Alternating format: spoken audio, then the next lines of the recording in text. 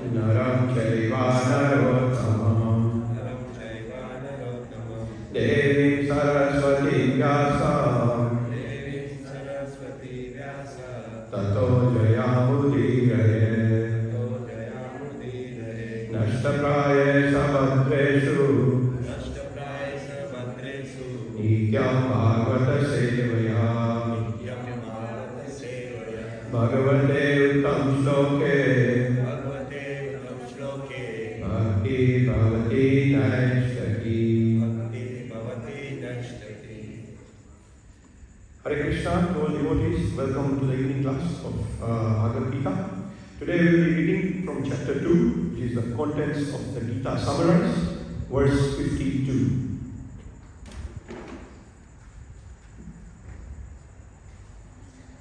Yada te moha kalilam buddhihi vyatitarishati tada gantasi nirvedam shrotavyasya shrutasya cha yada te moha kalilam buddhi vyatitarishati tada gantasi nirvedam Shrotavyasya shrutasya cha Yada te moha kalinam Buddhi vyatitarishati Tada gantasi nirvedam Shrotavyasya shrutasya cha Yada te moha kalinam Buddhi vyatitarishati Tada gantasi nirvedam Shrotavyasya shrutasya cha Yada te moha kalinam Buddhi vyatitarishati Yada gantasi nirvedam Shrotavyasya shrutasya cha Yada te moha kalinam Buddhi vyatitarishati Tada gantasi nirvedam Shrotavyasya shrutasya cha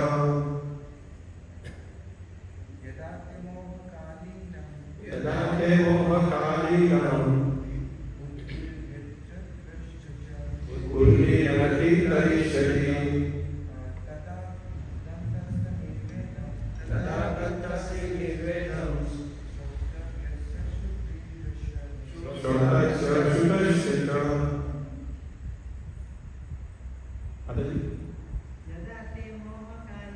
Yada te moha kalinam Buddhi vyatitarishati Tada gantasi nirvedam Shrotavyasya shrutasya cha Yada te moha kalinam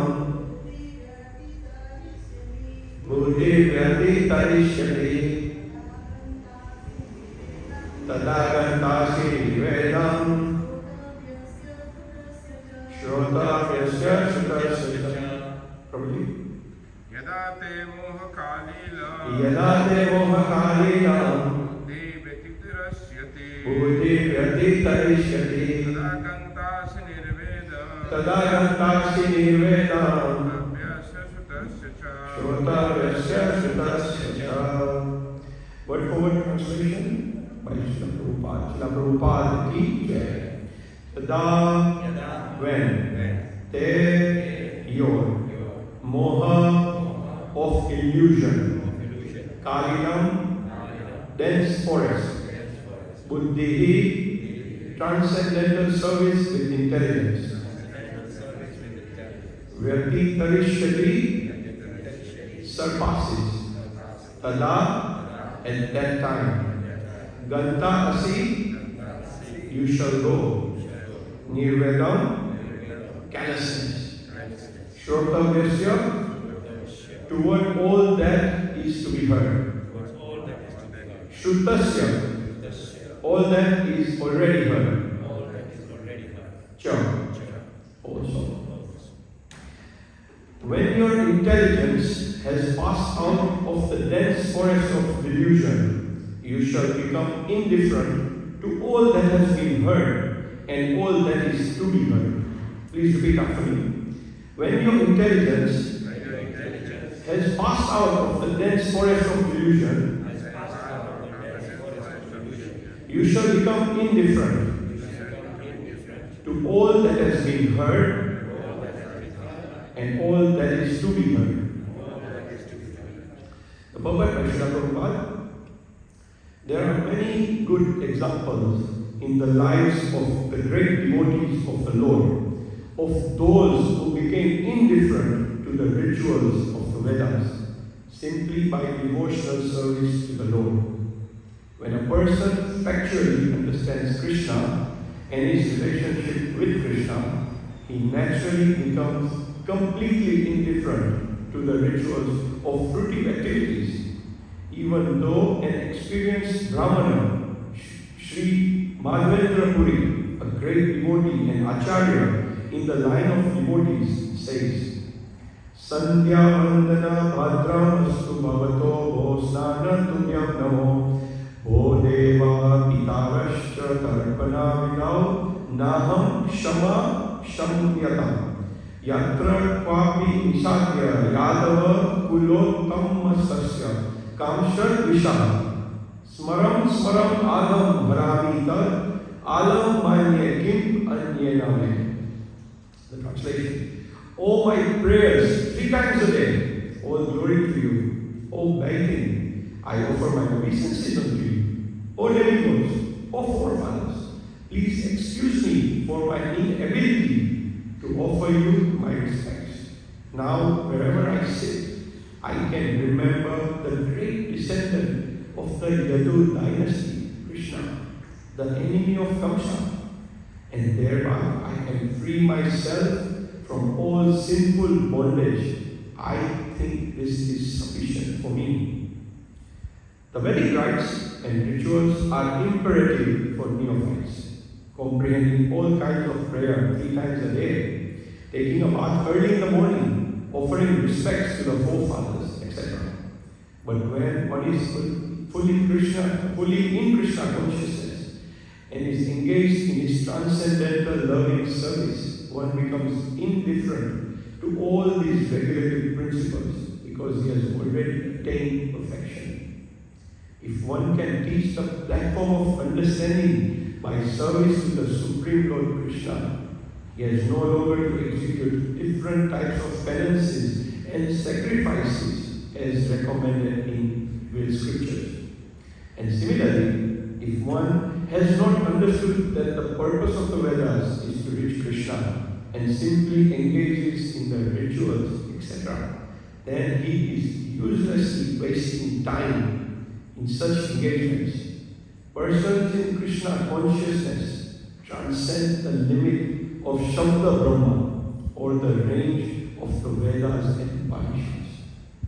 Om Jnana Timirantasya Jnana Jana Shalakaya Chakshurandritam Yena Tasmai Shri Guruve Namaha Shri Chaitanya Manobishtam Sthapitam Yena Bhutale Swayam Rupakalamayam Dadati Swapadantikam Vandeham Shri Guru Shri Yuta Padakamalam Shri Guru Vaishnavamsa Shri Rupam Sagarjatam Sahagana Raghunatham Vitam Sam Sajivam Sadvaitam Savadutam Parijana Saitam Krishna Chaitanya Devam Shri Radha Krishna Pada Sahagana Lalita Shri Vishakhanvitam Saha He Krishna Karuna Sindhu Dinamandhu Jagatpate Rupesha Gopika Kanta Radha Kanta Namastute Tapta Kanchana Gaurangi Shri Radhe Vrindavaneshwari Vishvana Sute Devi Pranamami Hari Priya Vancha Kalpatarubhyascha Kripa Sindhubhya eva cha Patitanam Pavnebhyo Vishnavebhyo Namo Namaha. Jai Shri Krishna Chaitanya Prabhu Nityananda Shri Advaita Gadadhara Srivasadi Gaura Bhakta-vrinda. Hare Krishna Krishna Krishna Hare Hare Hare Rama Rama Rama Hare Hare. Namo Vishnupadaya Krishna Prasthaya Bhutale Srimati Bhaktivedanta Swami Niti Namine. Namaste Saraswati Deve Gauravani Pracharine Nirvishesha Shunyavadi Prashyatya Deshakarine. Srila Prabhupada ki jai. So welcome everybody. This is quite an important shloka, and the meaning of this shloka is actually in disguise. So let's just go back in reading 250 and 251. And in those two verses, Krishna has described the benefits of practicing Buddhi Yoga. So the first benefit Krishna has mentioned, and I just read the shloka in English.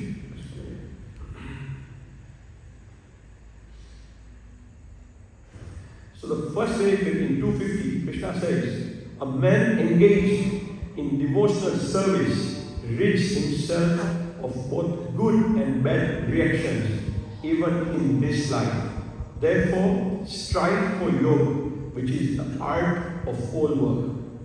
In 251, Krishna says, by thus engaging in devotional service to the Lord, great sages or devotees free themselves from the results of work in the material world.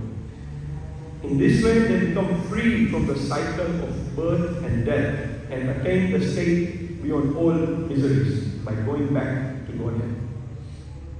So, Krishna is saying the first benefit is no reaction. One gets rid of both good and bad reactions, even in this life. The second is no birth and death cycle. One becomes free from the cycle of birth and death and attains the state or bliss beyond all miseries. Now, Krishna is describing in 252, Yada te moha kaliram buddhir vyati karishyati. So he says, when your intelligence has passed the dense forest of illusion, so what happens? Tada gandasi nirvedam. You will become completely indifferent to what? Shrotamasya shutasya. That which you have already heard and that which you will hear. So, what is Krishna talking about? What is this dense forest that he's talking about? So, if you just think when a person is lost in the forest, a dense forest, it's very difficult to find a way out of it. There are no clear marked paths in the forest. However, once the correct path is found, it leads to a clear destination. At that point, there is no confusion. The way forward is clear, no confusion at all. So Krishna is referring here, Moha Kalila, dense forest of illusion, symbolizing confusion and indecision caused by attachment and ignorance. So indecision or not determined is Devashatmik Buddhi that we covered. Somebody is deviated everywhere, here and there. Now, for a transcendentalist, anything less than the eternal truth is considered illusionary. No matter how glorified or celebrated it can be, but if it is temporary, it inevitably leads to entanglement in the material world. The only way out is to constantly remind ourselves that this is temporary and we seek the permanent or the eternal. So Krishna is comparing this dense forest of illusion to the Karmakam section of the Vedas. Now, over 90% of our Vedas are Karmakam. So what is the meaning of Karmakam? What does this mean? It means rituals. Yajna, puja, you do this, you get this benefit. You do this, you will go to the heavenly planets. You do this, you will get forgiven, atonement. So that is, it's making a deal. You know, it is, you do this, you get this benefit. You do this, you get this benefit. But it is all material or temporary benefits. The Karmakanda section of the Vedas are filled with alluring promises of heavenly pleasures and material rewards. These can easily distract somebody, a seeker who is looking for the higher goal of spiritual realization. Lord Krishna explains that even the Vedic scriptures themselves are moha kalilam, dense forest of delusion. You will be lost in the Vedas. You will not get the real purpose because they contain numerous promises of enjoyment that are not actually easily attainable as well. And even when such pleasures are achieved, they are ultimately unsatisfying because they are temporary. People are very interested in material benefits or material advancement are very much attracted to the karma kand section of the Vedas. Krishna is comparing this to a dense forest of delusion. Why dense forest? This is because when somebody enters, it's very difficult for him to come out of this. He is not saying the forest, but he's actually saying dense, and it's also a delusion. It's misguiding you and taking you in the wrong direction. So now the question arises, who has written the Vedas? That is written by Vyasadeva, who is an incarnation of Shri Krishna. So, was a mistake made? No. So the question is, why, if this is the problem with the karma kand section, it is so entrapping, why were they given by Sri Vyasadeva in the first place? So, we need to look at it a little bit more deeply. The teachings of the scriptures are actually designed to bring people in the path of dharma. Even if they are not ready to access the higher or the deepest truths, such teachings encourage people to give up sinful actions and adopt a basic religious life, to believe that there is a higher authority. The ultimate goal of the Vedas is loving devotional service to the Supreme Personality of Godhead Shri Krishna. So why are these rituals done? These rituals are done to get more material benefits. For example, elevation to the heavenly planets, getting sons, wealth, a beautiful wife, etc. Or for atonement, to get rid of various sinful reactions. All these are given in the karma kand section of the Vedas. I'm going to repeat what Anandas Prabhu said in his lecture yesterday. When somebody inauspicious threw something on a Brahmin, and he was told that you should just drink molten gold and die. In fact, the first thing he was told was you should just die. And that's your only atonement. And then somebody else told him you should drink molten metal, not gold, molten metal, and that's your atonement. But how is that possible? So, Sri Chaitanya Mahaprabhu said that you don't need to do anything of this, and you just need to chant Hare Krishna, Krishna Krishna, Hare Hare, Hare Rama, Rama Rama, Hare Hare. Sorry, I deviated a little bit, but that's an example, beautiful example Prabhuji gave yesterday. Another example, Prabhuji, how he described it is, most people in this world are in animal consciousness. So what do we mean by animal consciousness? It's eat, sleep, mate, and defend. But that's all we are doing as human beings.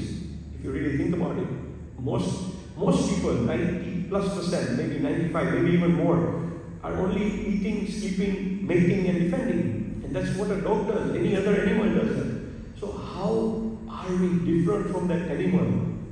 And this is where the karma kand section comes in. That such people of the lowest level of animal consciousness, the karma kand section helps regulate such people into first believing in a higher authority. The rules and regulations are put in place for that. The problem is that once people practice karma kand section, they now start believing that this is the highest point, because there are multiple points. Somebody believes that this is the highest point, another person believes that's the highest point, and they're now stuck in that forest of delusion without knowing anything further. How do we come out of this? But he doesn't even realize that we need to come out of this because he's missed the point of the Vedas, which is loving devotional service to Shri Krishna. Whatever is given in the Vedas, however, is perfect.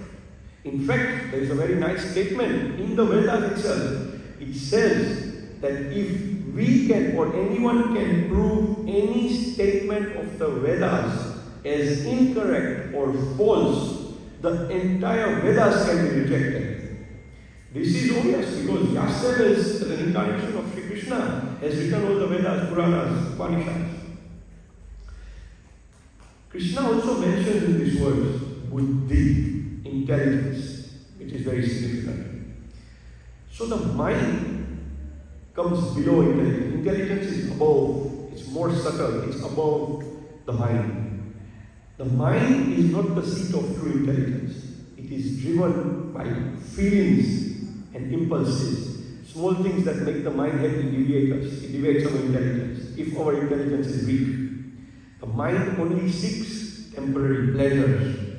If one is guided solely by the mind, one will inevitably become entangled in temporary sense gratification.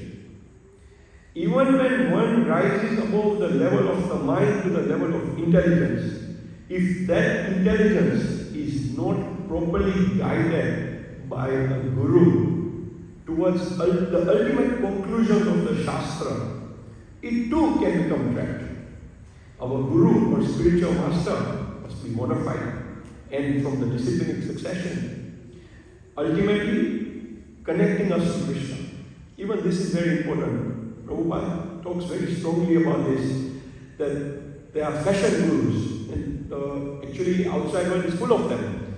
And it's all cheating and there is no disciplinic succession. Most of them start thinking that they are God. And they cannot guide you to anywhere, any direction that leads to eternity. So we need to be very careful in this as well. When we select our guru, we need to see, is he practicing what Prabhupada has taught? Is he practicing the Gita, the Bhagavatam? And what is his disciplinic succession? What are his aims? What is he trying to tell us? And that is very, very important. So he will guide us to the ultimate connection to Krishna. And he will take us out of this dense forest of delusion. The intelligence may be stuck in the preliminary or intermediate levels of the Vedas. But if the buddhi makes these initial or intermediate steps, takes it as a final goal, it leads to spiritual stagnation. You'll be stuck because that's what you think that's the final end, and you miss the whole point. This is why Krishna warns that even buddhi, rather than helping one reach the goal, can become lost in moha kalina, the dense forest, if not properly directed. Without devotion to Krishna, scriptural study becomes hollow and directionless. When we study scriptures without the guidance of a guru and without understanding its multi-layered nature, we can feel helpless. Like someone crying in the wilderness, in the forest. We become disoriented in the vast array of teachings of the scriptures. With countless statements and words that carry multiple meanings. This in essence is Mohakalina, the forest of delusion. The scriptures themselves describe this as Shabda Jala Maharyanam, a dense jungle of words. Without proper understanding, men of small knowledge become attached to the flowery words of the Vedas. And Krishna has warned us in the previous shlokas that be careful of these flowery words of the Vedas, otherwise you become trapped in them. One neither enjoys nor becomes liberated. Even the so-called pleasures, including elevation to the heavenly planets, do not bring lasting satisfaction. However, none of these also solve the main problem of repeated cycles of birth, disease, old age, and death. Even in the heavenly planets, we can gather enough pious activity and get promoted there. But we still have to go through these four main material problems: birth, death, old age, and disease. Birth, death, old age, disease, and death. Birth, death, old age, and disease. And we finish the pious activity and we have to come back here. So we are just going up, down in this infinite cycles and time that we have spent here in this material world. It does not solve that problem. So the way out of this entanglement is the guidance of a bona fide guru. To remain steady on the path towards eternity, one must use one's intelligence to develop a clear conviction that the eternal belongs to a completely different and far superior category than the temporary. This is what Krishna is doing for Arjuna. He tells him, I am your Guru, leading you beyond this Mohakalila. Then Krishna is saying, Shrotam Vyasya Shrutasya Cha. He is talking about whatever you heard already and whatever you are going to hear from this Karma Kand section. You will be completely indifferent to that.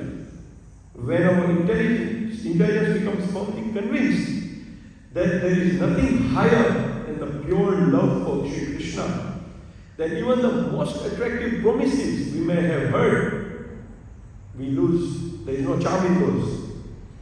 The rules and regulations mentioned in the Vedas are very important. Then, how can we say that we have to become indifferent to the Vedas? So Prabhupada in his purport clears this point. The Vedic rituals are very important for the neophytes, like comprehending all kinds of prayers 3 times a day, taking a bath early in the morning, offering respects to the forefathers, etc. All this has to be done to the neophytes, by the neophytes. So this is quite an easy thing to understand, that if somebody is completely unregulated, is completely neophyte, entering into believing that there is a higher authority, has no knowledge, these rules bring you to a level of at least become a human being, not from animal consciousness to now at least a human consciousness. So, what about one who is practicing bhakti yoga, buddhi yoga? What about that? These devotees are very unique and are a different species altogether. A devotee, Prabhuji was mentioning yesterday, he wakes up in Brahma Muhurat. He baths 3 times a day. He is chanting Hare Krishna, Krishna Krishna, Hare Hare, Hare Ram, Ram Ram, Hare Hare. He is reading the Bhagavad Gita. He is the Bhagavatam. He is following the 4 regulating principles. That's the So he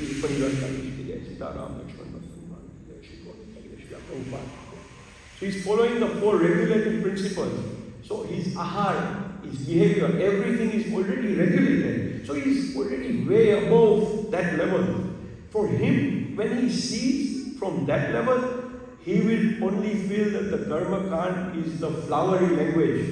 It's entrapping. He will straight away understand that. So what about them? These devotees are very unique. They are different species. Prabhupada explains, the great devotees of the Lord become indifferent to the Vedic rituals. They become indifferent simply by devotional service to the Lord. So one very nice example Prabhupada has given here in the purport, and it is very humorous and also very serious. It's the example of Sri Madhavendra Puri, a great devotee and acharya in the line of devotees. Here Sri Madhavendra Puri is saying, all my prayers 3 times a day, all glory to you. O begging, I offer my obeisances to you. O demigods, O forefathers, please excuse me for my inability to offer you my respects. So why can he not give his respects? That is when he explains, now, wherever I sit, I can remember the great descendant of the Yadu dynasty, Shri Krishna, the enemy of Kamsa, and thereby I can free myself from all sinful bondage. I think this is sufficient for me. So what is Madhavendra Puri saying here?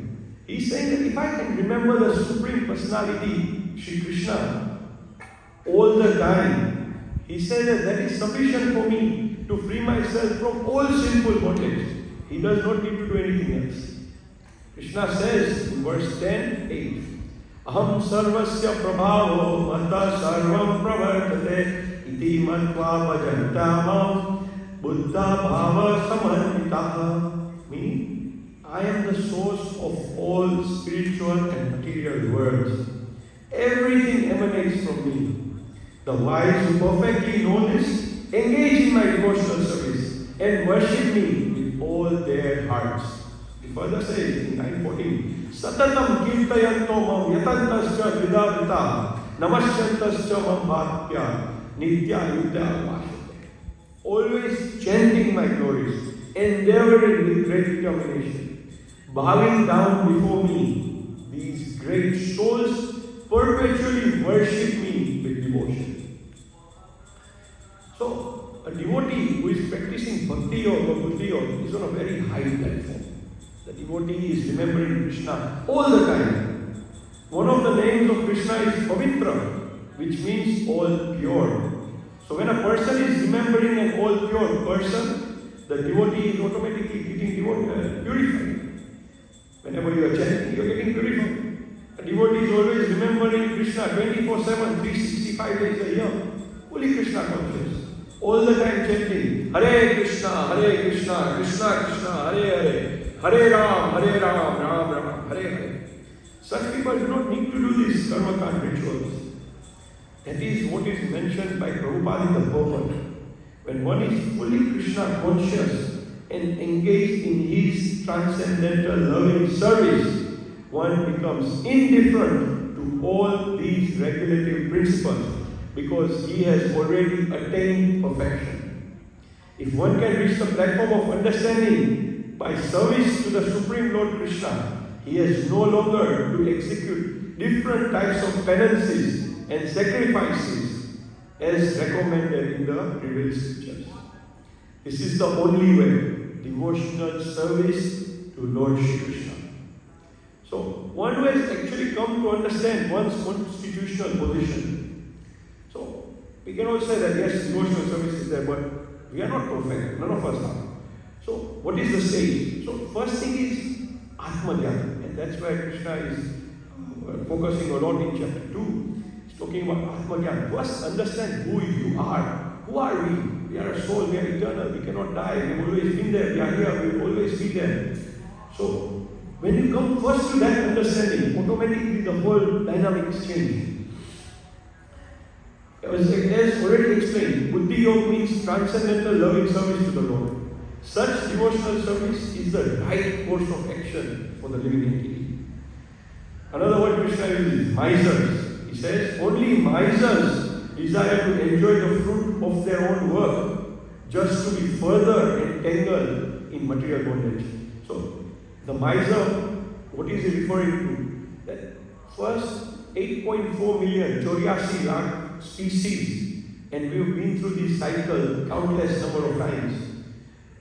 We have got a human body. This is the only body from which platform we can gain the eternal. Only a human body. Now imagine, I wish we could have an idea of what the cycle that we have gone through to first to appreciate this body, this human body, human intelligence. From this intelligence, after struggling so hard, we got this body. And what are we doing with it? We are wasting it. As animals, the whole body, the whole life is wasted. We are not doing anything. And what are we losing? So that's why Krishna says we are biggest misers. And we are not making use of this intelligence and body. Except for working Krishna consciousness, all activities are abominable, because they continually bind the worker to the cycle of birth and death. Everything should be done in Krishna consciousness for the satisfaction of Krishna. If Krishna is not in the picture, Haribol, I don't want to do it. That should be our activity. One should spend all energies working in Krishna consciousness, and that will make one's life successful. Like misers, unfortunate persons do not employ their human energy in the service of the Lord.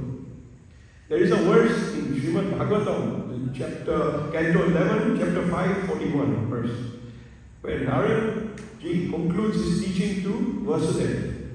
Devarshi Bhuttapta Nirnam Pitranam Nakinkaro Nayam Rani Cha Rajan Sarvatmanaya Saranam Saranyam Gato Mukundam Paritriya Kartam. He says, anyone who has completely surrendered unto Krishna, Mukunda, giving up all other duties, is no longer a debtor, nor is he obliged to anyone, not the demigods, not the sages, nor people in general, nor kinsmen, nor humanity, nor forefathers. This is very, very strong word. Somebody is not understanding this can say that we are teaching people to, subject and let go of everything and making very irresponsible people. But that is not the case. Because also he says that when you water the root, you have watered the tree, the whole tree, including the leaves, twigs, fruits, and anything else that is on the tree. We have watered everything. So we are not debtors. Everything is covered. So what about those people who are busy following rituals and rites by properly following the rules and regulations of the revealed scriptures? What about them? Prabhupada says that if one has not understood the purpose of the Vedas, and I repeat, the purpose of the Vedas is to reach Krishna, and they simply engage in rituals, then he is uselessly wasting time in such engagements. It's as simple as that. This is a fact. We are doing everything, but we are not marching towards the goal of life, that is to attain Krishna and break the cycle of birth and death. Then what is the use of any of these rules and regulations? The glory of people practicing bhakti. Persons in Krishna consciousness transcend the limit of Shabda Brahma or the range of the Vedas and Upanishads. The devotees are very special. Just by chanting the holy names of the Lord, the Hare Krishna Mahamantra, they have already read all the Vedas and Upanishads and Puranas. There is no need of following the rules and regulations without marching towards the goal of understanding the true purpose of the Vedas. In the previous verse, Krishna spoke of the eternal destination. He has not mentioned Golok Vrindavan, but I am mentioning it. Eternal destination, Golok Vrindavan, where one becomes free from the cycle of birth and death and attain a state beyond all miseries. To attain that, O Arjuna, you must remain steadfast and must develop Vyavashatmika Buddhi, one pointed determination. Then, no matter how tempting the other promises may be, you won't be swayed. Instead, you will stay firmly fixed on the path of devotional service. As you march steadily towards me and attain me, you will experience supreme happiness, which is complete and fulfilling. All other pleasures will appear insignificant, inconsequential, and powerless to attract you. Hare Krishna. Any questions?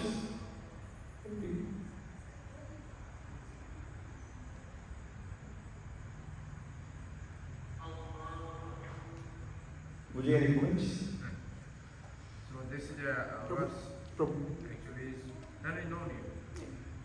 The verse explaining about this dense forest. So dense forest is like you say is a karma kanda. So purpose of karma kanda to elevate the person. If they don't understand only the enjoying the rituals, that is dense forest. That's why the scripture saying karma kanda, jnana kanda, sakalera visera bhana. Karma kanda and jnana kanda is the pot of the poison. Become poison. How it become poison? Because, like for example, like somebody wants to clean the cloth. So in the clean the cloth we need the water and detergent. When sometimes the cloth used to clean, before normally people were using this is a mitti what's a mud to clean the cloth. So already because of the mud it is become dirty. Now need another mud to clean.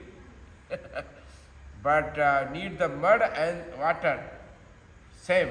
But it should be not, if you remain in the cloth, those mud and water, so this cloth become useless. But it has to be cleansed out. It has to be cleansed out that mud and water also both, then cloth become clean. So similarly, This is all the process of purificatory. This is called step 1. Karma Kanda rituals are step 1. Is coming on the yoga ladder to connecting with the God. Somebody even not has come on the Karma Kanda position, so they call our animalistic platform. The animal life. From animal life, it should become, person should come on the Karma Kanda, on the rituals. But ritual is not goal. Ritual is the life. It's connecting with the Krishna. So if somebody remain in the rituals, and rituals is like dense forest. Dense forest looks very attractive, If you see forest, go, it looks very attractive, but you go inside without aim and without mission, I'm going and then we have to come out. If you don't understand, then you will lose yourself. Without understanding, you attracted with the dense forest. So you will lose yourself. Similarly, somebody attracted with the rituals and only speculative knowledge, the flowery words, is attracted with those words and the rituals, and they don't understand the mission and what is the purpose of that, then it is big problem. That's why most of the people are in this category, are in this ritual. So that's why it is our duty to bring them on the Bhakti Yoga, to give them right knowledge to them. This is the not purpose. So that's why devotees of the Lord are totally indifferent with this, because these rituals automatically, he's not thinking about that, automatically done. He's not thinking about that. Like devotees, like other people, they in the Navratri, Shivratri, they wake up early morning, do something for them is very great deal. But for the devotees, it's a normal thing. Taking bath, being pure is a normal thing. It's not great deal. So for them is a looks great thing, but for devotees it's indifferent. It's a normal thing for them. So devotees are not attached with all those things. This is a very great thing we are doing. Okay, early morning, we are doing this, that. No, devotees are great deal things. My consciousness is connecting with Krishna or not.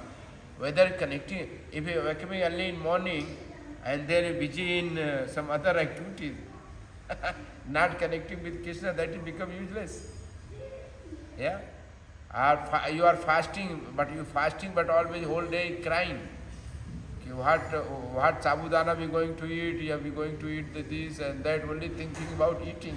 And not chanting and reading and going to the temple. It become useless. Your fasting is become useless. Similarly, so we have to know the purpose. So nothing is wrong. Nothing is wrong. Even Veda, Purana, everything has the purpose. So like he's saying, Ved Vyas Maharaj has written all these things. It has the purpose. But it is need the higher authority to guide them. Otherwise, they don't understand purpose. They just remain in the jugglery of the words and the attractive rituals. That is called is a flower in the sky. No, some sky looks very nice flower, but that flower will become useless for you, and that cannot be used. So that is things are explained, very important words. Thank you, Prabhu. Hare Krishna. Hare Krishna.